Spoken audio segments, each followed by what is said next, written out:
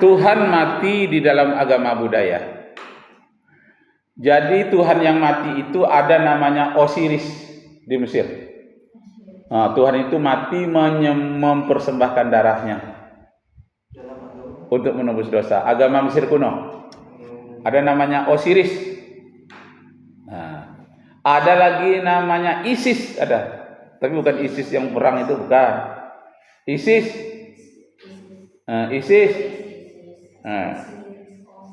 Osiris, ada lagi Adonis. Adonis, ada lagi Mitra. Juga dia mati di pohon-pohon menyembahkan darahnya. Ketemu di situ? Ketemu, coba lihat di internet ada. Tuhannya mati mempersembahkan darahnya untuk umat manusia. Coba lihat. Osiris, Adonis, Mitra, Isis, Zeus. Nah, karena orang Romawi Yunani biasa dengan Tuhan mati mempersembahkan dirinya, ketika dia sampai ke Yerusalem, Romawi menaklukkan Yahudi, dibuatnya pula Nabi Isa mati katanya untuk mempersembahkan darahnya. Sebetulnya tidak nyambung. Tapi karena ajaran Romawi kuno ini menyebar ke seluruh dunia, dibuat-buatnya bagaimana supaya nyambung. Antara Isis, Osiris ini menyambung ke Nabi Isa, disebut the Jesus. Dibuatnya supaya nyambung. Lalu diterjemahkanlah kitab Perjanjian Lama atau kitab Taurat itu ke dalam bahasa Eropa, terutama bahasa Italia. Dicarilah ayat yang menyatakan bahwa Nabi Isa ini memang sudah diramalkan akan mempersembahkan darahnya menembus dosa manusia. Seperti yang pernah dilakukan oleh Dewa Mitra, Dewa Isis, dan Dewa Krishna. Dewa Krishna di India. Coba buat di situ, cari Krishna, Isis, Adonis, Mitra. Lalu apa keterangan berikutnya? Siapa ketemu? Adonis. Coba bagaimana Adonis?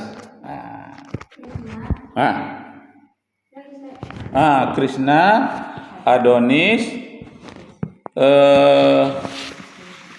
Isis, Mitra.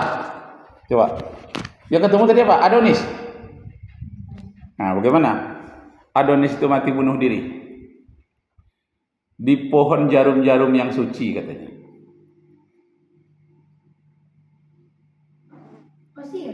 Osiris ada. Ketemu? Coba baca. Apa yang ada?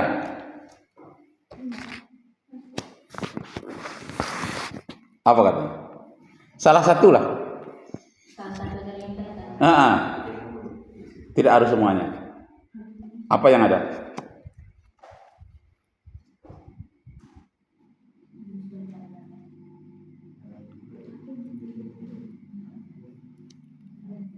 Ketemu? Adonis. Osiris boleh. Di mana tuh Osiris?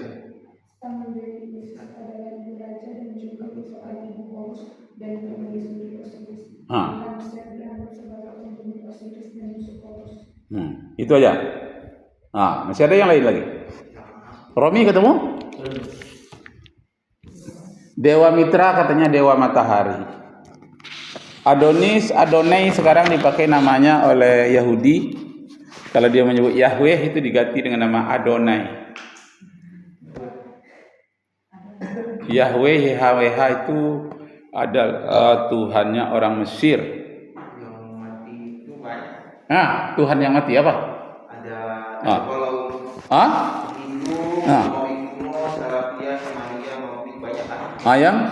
Kalau yang Mesir, Horus, Isis, Amun-Min. Kalau Yunani, Adonis banyak. Kalau Nordik, Odin, Balder, Ulfek. Oh ya, Odin itu termasuk nama Tuhan yang bunuh diri. Kalau Jepang, Izanagi. Kalau Hindu, itu baru tuh. Yang Jepang Ustaz belum dengar. Coba ulangi lagi. Menambah ilmu bagi Ustaz tuh. Kalau mitologi aborigin, Ilunggul, Balak. Akadia, Tamus, Istar. Ya. Kalau yang Arab, Phoenix. Phoenix. Phoenix. kalau Aztec, Quetzalcoatl sama si Petotex ada 2. Terus? Sama kalau mitologi Dacia, Dausis namanya. Dausis ada. Kalau mitologi Amerika pribumi, Kaknu. Siapa namanya? Kaknu kalau. Kaknu. Slavia, mitologi Slavia, Veles dan Jericho. Banyak. Iya. Kalau Romawi kuno, Mithras, Iya. Mias, Bakmus dan Proserpina. Ya, ada Tamus. Nah, begitu banyaknya Tuhan-Tuhan menurut agama kuno yang mati bunuh diri untuk menebus manusia katanya. Dan kemudian banyak pula Tuhan-Tuhannya atau dewa-dewanya yang lahir dari anak perawan. Itu dia. Coba cari dewa-dewa apa saja yang lahir dari perawan yang suci. Jadi karena Nabi Isa ini lahir dari seorang perawan yang bernama Bunda Maria, dianggaplah dia sebagai Tuhan untuk mempersembahkan diri pula kepada manusia berdasarkan penafsiran Yunani kuno dan Romawi kuno. Sehingga Nabi Isa itu dianggap seperti dewa-dewa Eropa yang darahnya adalah untuk dipersembahkan kepada manusia. Sehingga ada di dalam kitab Injil dikatakan, inilah darahku, inilah dagingku. Aku persembahkan kepada manusia katanya. Siapa yang meminum darahku, dia akan kekal bersamaku. Jadi kayak Dracula pula ya, minum darah makan daging manusia. Ketemu darah dan daging Tuhan buat judulnya. Darah dan daging Tuhan untuk manusia. Ya, dari Injil itu ada. Matius pasal berapa?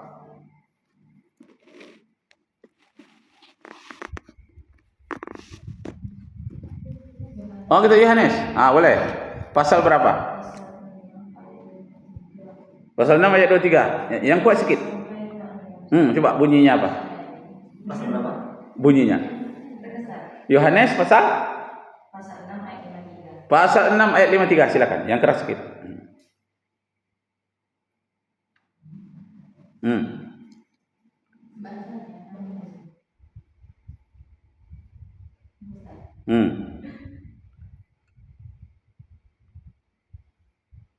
Maka kata Yesus kepada mereka, aku berkata kepadamu, sesungguhnya jikalau kamu tidak makan daging anak manusia dan minum darahnya, kamu tidak mempunyai hidup di dalam dirimu.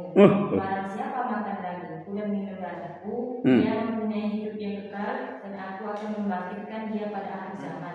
Sebab daging-dagingku adalah benar-benar makanan dan darahku adalah benar-benar minuman. Barang siapa makan dagingku dan minum darahku, ia tinggal di dalam aku dan aku di dalam dia. Masya Allah.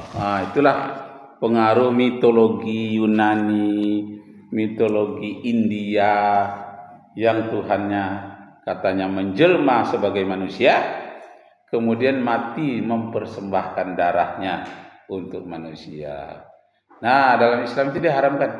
Hurrimat 'alaikumul maitatu waddamu, diharamkan kepadamu segala macam darah. Jadi enggak boleh dikorbankan darah. Jadi kalau binatang korban itu darahnya harus dibuang. Enggak boleh ditampung darahnya itu. Dijadikan kerupuk, enggak boleh. Padahal bisa, di Bali ada itu. Binatang-binatang itu ditampungnya, darah itu masuk dalam mangkuk lalu dijemur. Nah, nanti diirisnya. Katanya enak seperti hati, seperti daging juga. Jadi dikhususkan, enggak boleh itu menurut Islam, walaupun dikeringkan tidak boleh. Hurrimat 'alaikumul maitatu waddamu walahmul khinzir. Segala macam darah, sekalipun darah sapi halal sudah disembelih, darahnya tidak boleh dimakan. Jadi waktu kita memasaknya, mencuci daging sapi itu harus bersih. Jangan masih ada darahnya, tidak boleh. Supaya bersih, tidak ada darah lagi, barulah direbus, dibikin sup. Karena darah itu haram. Jelas itu? Jadi tentang Tuhan yang mati itu dijawab oleh Al-Quranul Karim dalam hadis. Persyaratan untuk menjadi Tuhan itu ada 10. Pertama, tidak pernah mati. Itu dia. Kalau pernah mati dia bukan Tuhan. Syarat yang kedua, dia sudah ada sebelum alam ini tercipta. Itu syaratnya jadi Tuhan. Sebelum alam ini tercipta, dia sudah ada. Syarat yang ketiga, setelah alam ini semuanya musnah, dia masih tetap ada. Itu baru namanya Tuhan. Musnah semuanya, dia masih tetap ada. Yang keempat, dia tidak akan pernah binasa. Jadi dia sudah ada sebelum alam ini tercipta. Itulah yang disebut oleh orang Yunani sebagai prima causa. Pernah dengar kan? Itu prima causa itu dia sudah ada. Bukan. Sudah ada sebelum alam ini ada. Prima itu artinya yang paling utama. Causa itu penyebab. Penyebab pertama. Asbabus sabab atau sababul wujud. Jadi sababul wujud menjadi sebab dari segala macam terwujudnya alam semesta ini adalah dia. Dan kemudian setelah alam ini tiada, dia masih tetap ada. Itu dalam filsafat Yunaninya disebut dengan actus purus. Keberadaannya murni. Betul-betul murni. Sebelum alam ada, dia ada. Setelah ada alam, dia ada. Semua alam musnah, dia tetap ada. Itu namanya actus purus. Keberadaannya murni. Tak terpengaruh dengan ada dan tiadanya alam. Kemudian dia distinct, ya kan? Distinct itu bahasa Arabnya mukhalafatu lil hawadisi. Distinct itu berbeda dengan apapun. Dalilnya mukhalafatu lil hawadis. Apa dalilnya? Laisa kamislihi syai'un fil ardi wala fis sama. Berbeda dengan apapun makhluk yang ada di langit dan di bumi. Jadi kalau ada orang mengatakan Tuhan di langit, di aras, itu salah. Kufur itu, kafir. Kafir orang yang mengatakan Tuhan itu bertengger di atas aras. Kenapa? Karena dia merendahkan Allah. Aras itu aja kecil kok bagi Allah. Allah maha besar, sedang aras itu kecil. Bagi kita memang besar aras itu, bumi aja besar. Tapi bagi Allah aras itu kecil sekali. Masa Allah yang maha besar bertengger di atas aras yang maha kecil? Walaupun ada ayat mengatakan Ar-Rahman alal arsistawa. Itu yang benarnya Allah berkuasa terhadap aras. Padahal Allah berkuasa juga terhadap bumi. Tapi tak disebut berkuasa atas bumi. Berkuasa juga atas malaikat, berkuasa juga atas bulan. Tapi tidak ada disebut Ar-Rahman istawa alal qamar. Tidak ada. Atas bulan. Tidak ada yang disebut berkuasa atas aras. Kenapa? Karena di seluruh makhluk Allah yang ada di alam semesta ini, yang paling rumit adalah aras. Dari aras itulah datangnya air surga dari aras. Kemudian pengendalian langit dan bumi dikendalikan dari aras. Jadi semacam remote controlnya Allah. Remote controlnya adalah dari aras. Makanya aras itu disebut Ar-Rahmanun alal arsistawa. Allah lah yang mengendalikan aras. Allah yang melindungi aras alal arsistawa. Sampai waktu kita? Habis ya. Oh, sampai waktu kita. Besok ingatkan Ustaz ya. Jam berapa kita besok? Jam 8 ya? Pagi. Jam 8 ya? Hah? Ya. Besok hari Selasa tak ada yang masuk kan? Jam 8 ya. Supaya sempat mandi pula kalian nanti. Kalau terlalu cepat nanti kalian belum mandi, Ustaz dah datang sini. Mandi, sarapan dulu, dah agak tenang, ambil buku, baru kita masuk. Kalau Ustaz berangkatnya jam 7 di sana. Di jalan hampir 1 jam. Untuk antisipasi, kalau lancar aja nggak ada macet, setengah jam sampai. Kalau macet ini kan tak terduga. Makanya jam 7 Ustaz usaha berangkat. Bisa agak slow-slow pelan-pelan. Jadi nggak ngebut di jalan ya, selamat. Nah, baiklah, terakhir kita tutup dengan membaca khatam Al-Qur'an. Bismillahirrahmanirrahim. Allahumma arhamna bil Qur'an waj'alhu lana imaman wa nuran wa hudan wa rahmah.